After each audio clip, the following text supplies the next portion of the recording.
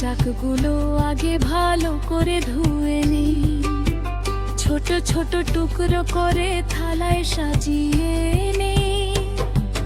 গরম তেলের কড়াইটাতে পেঁয়াজ কুচি ছাড়ি, সাথে দিয়ে রসুন কুচি, স্বাদ হবে যে ভারী।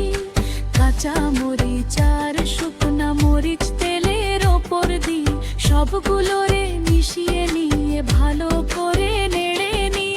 এবার তাতে নোনা ইলিশের টুকরোগুলো ছাড়ো, নাড়াচাড়া করে তুমি গন্ধটা আরো বাড়াও। সামান্য জল ঢেলে দিয়ে কষিয়ে নাও আগে, রংটা যখন ধরবে ভালো দেখতে দারুণ লাগে।